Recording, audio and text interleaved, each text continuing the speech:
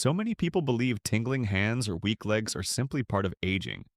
But research shows nearly 1 in 3 seniors may actually be experiencing silent nerve damage, often linked to something few of us think about: nutrient loss.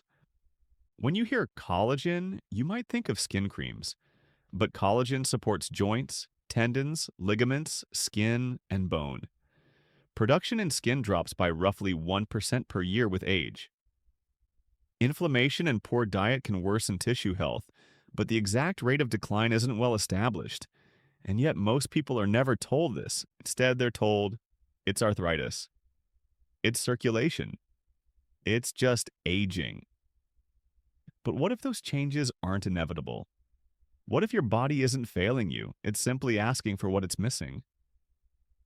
That's our focus today. And joining me is someone who has spent over 60 years guiding patients through these questions. Dr. Lee Hinohara, Master of Traditional Chinese Medicine from Chengdu. Dr. Hinohara, welcome back. Thank you, John. In my tradition, we say, the body does not age because of years, but because the roots run dry. Collagen, as you describe it, is like the silk threads that hold the fabric together. When the threads fray, weakness appears in the hands, the knees, the skin. But when we nourish them, the fabric regains strength. Aging with grace is not about chasing youth. It is about protecting these threads so that the body can continue to carry us with steadiness and dignity. That's a powerful way to begin. And it's exactly what we'll explore today.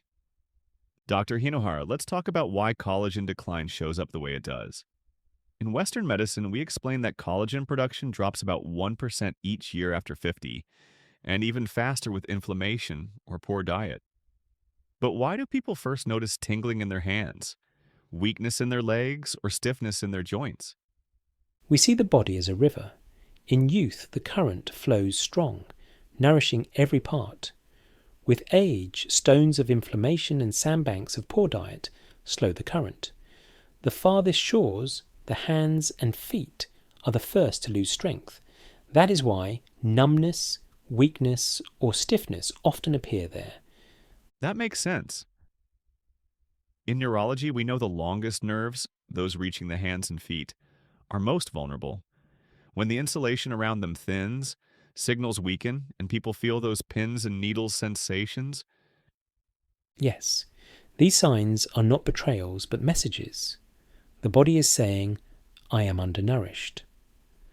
But so often, patients are told this is just aging. They believe decline is inevitable, and that belief keeps them from seeking real solutions. Belief can wound as deeply as disease. I have met elders who carried sorrow because they thought their decline was destiny. Yet often, their bodies only needed broth, fruit, or gentle movement. Small changes, practiced daily. In the West, too, we often silence these messages instead of listening.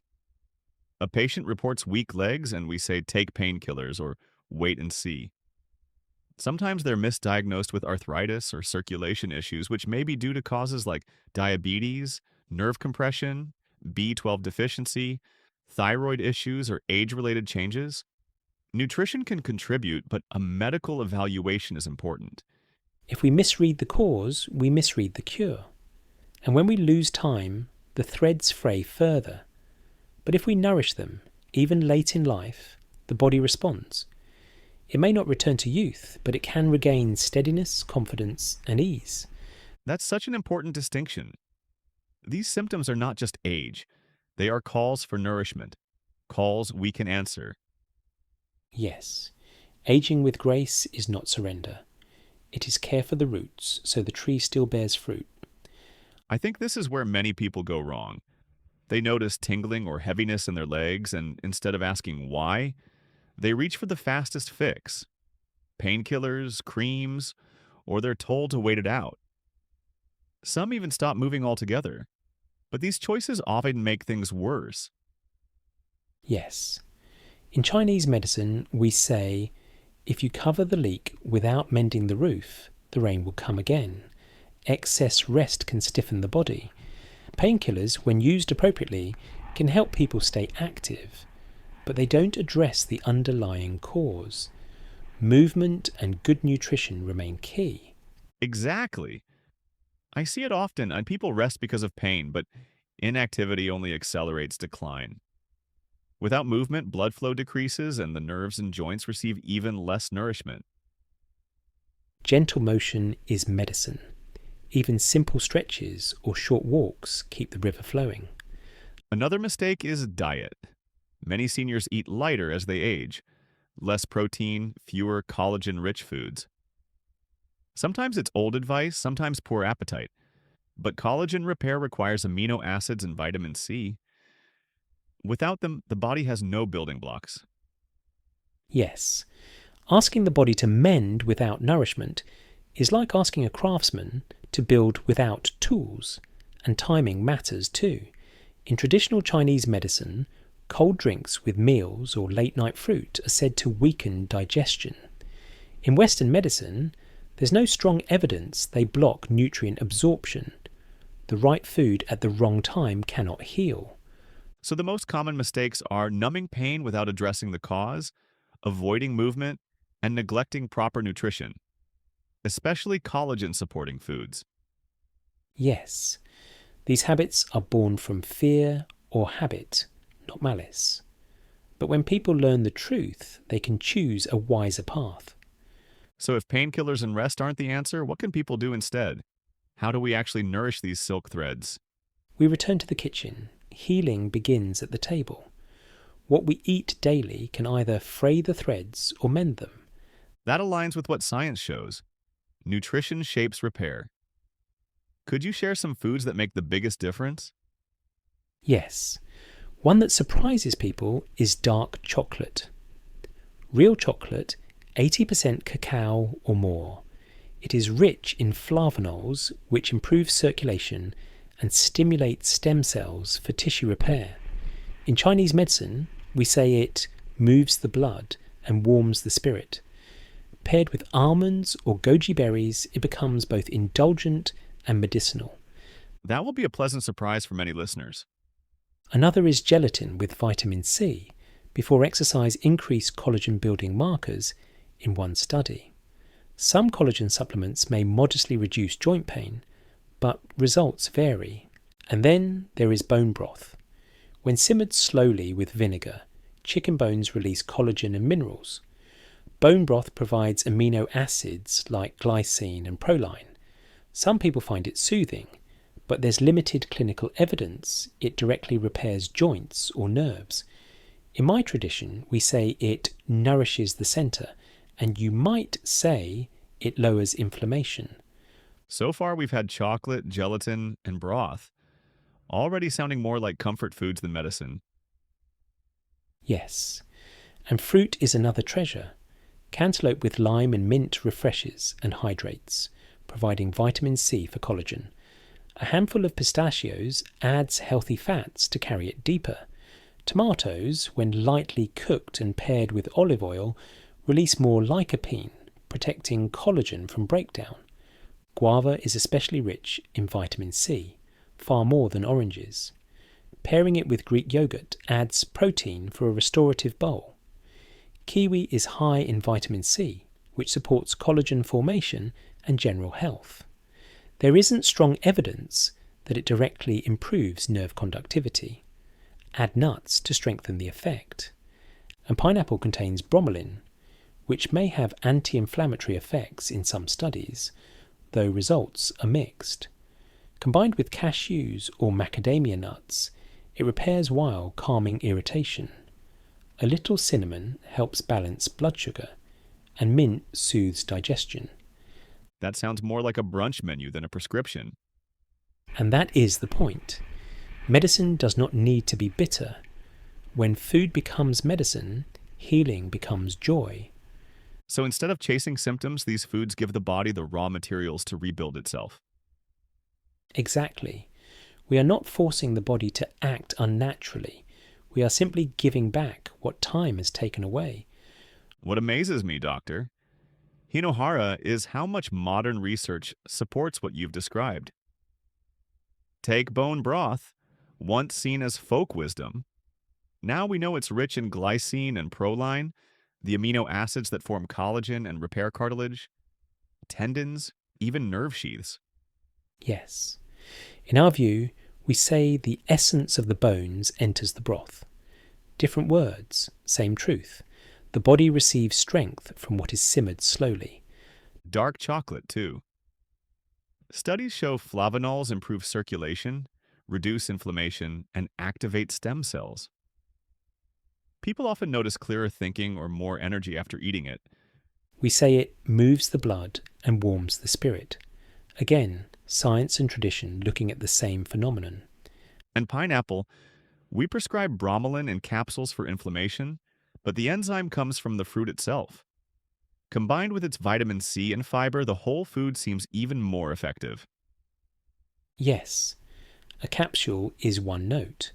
The fruit is the full orchestra. The body responds best to harmony. Even kiwi has been studied. It's not just rich in vitamin C for collagen. Research shows it actually improves nerve conductivity, which explains why people feel less tingling in their hands and feet. We say it strengthens the flow of qi in the limbs. You describe electricity, I describe energy. Two languages for the same current. That's what I love about these conversations. Western science brings data, traditional Chinese medicine brings wisdom, and together they validate each other. Yes, the river may be described in many ways, but the water remains the same. For our listeners, the takeaway is this. These are not just folk remedies or abstract lab findings. They're everyday foods backed by both tradition and science that anyone can use. When wisdom and science meet, healing becomes clear. John, may I share the story of a woman who came to me many years ago? Please. I always find your stories to be the most powerful part. She was 72, a retired teacher. Her hands trembled when she tried to write, and her knees ached so badly she feared walking to the market. She told me, "Doctor, my body is slipping away from me." Her doctors had given her painkillers and creams. They dulled the pain, but never restored her strength. So she withdrew. Even crossing the street felt unsafe. I told her, "Your body is not abandoning you. It is asking for nourishment." I showed her how to simmer chicken bones into broth, to eat kiwi with almonds in the afternoon, and, though she laughed, to enjoy a small piece of dark chocolate with goji berries at night. I imagine she was skeptical.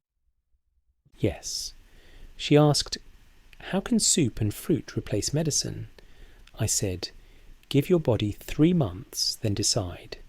When she returned, she walked in more steadily, no longer clinging to her daughter's arm. Her tremor was gentler, her knees less stiff. She said, "Doctor, it feels like my body is walking beside me again." That's beautiful. And it shows how even small changes practiced daily can restore dignity and confidence. Yes, she was not cured in the Western sense. She still had pain, but she had hope.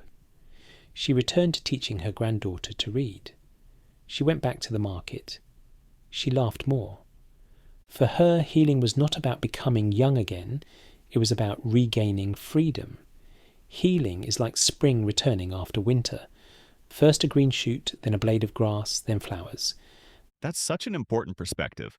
We often measure health by numbers, but the true measure is whether a person feels safe to walk or steady enough to hold a pen. Yes, and the body is loyal. Even in old age, if we nourish it, it will respond. Dr. Hinohara, let's make this simple for our listeners. If someone is over 60 and dealing with tingling hands or stiff joints, what can they actually start tomorrow? Begin small. Choose one thread to mend. Healing is not about changing everything overnight, but about giving the body steady nourishment. So, one daily practice, not an overhaul. Yes. In the morning, drink half a cup of warm bone broth. It wakes the stomach and softens the joints. In the afternoon, when energy dips, eat fruit rich in vitamin C, kiwi with almonds, guava with yogurt, or cantaloupe with mint. In the evening, a square of dark chocolate with nuts or berries can calm the spirit and quietly rebuild the threads. That's a simple rhythm. Morning warmth, afternoon refreshment, evening calm. And consistency matters more than intensity. One nourishing choice, repeated daily, becomes powerful. We say, gentle rain nourishes the roots more than a single storm. I want to stress that. You don't need exotic supplements or a complete pantry change. Just one intentional habit every day. Yes, and pair it with gentle movement. After broth, a short walk in the morning sun. After fruit, simple stretching. The food provides the building blocks and movement carries them through the body. So food gives the bricks, movement delivers them to the construction site. Exactly. One without the other is incomplete. So the plan is choose one collagen-rich food daily, pair it with light movement, and repeat it. Simple, sustainable, and science-backed. Yes. The body loves rhythm. Feed it at the right time, and it will answer with strength. Dr. Hinohara, thank you once again for sharing your wisdom. What I love most is how practical this is. Healing doesn't have to mean complicated treatments. Sometimes it's broth simmering on the stove, or fruit at the right hour. Thank you, John. In China, we say, to nourish the body is to honour the years we've been given. Aging is not punishment, it is a season. And like every season, it can be harsh or gentle depending on how we prepare. That's so true. For our listeners, remember this. Tingling hands, weak legs, stiff joints, they are not just signs of decline. They are messages. Messages that the body is asking for nourishment. Yes. If we answer with the right food, at the right time, the body responds. Slowly, steadily, the silk threads strengthen again. And that's the hope here. Not to chase youth, but to preserve independence, dignity, and confidence.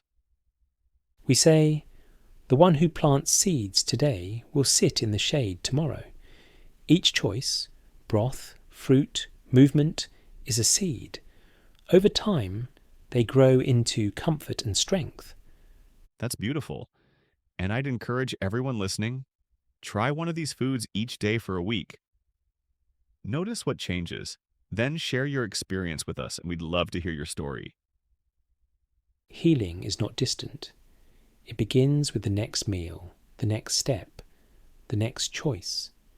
Treat those choices as gifts to your future self. Well said. Thank you again, Doctor Hinohara. And thank you, John. When science and tradition meet, we weave a fabric strong enough to carry us all. And thank you to our listeners for joining us here on the Senior Health Podcast. Until next time, stay well, stay curious, and keep choosing the small steps that make a lasting difference.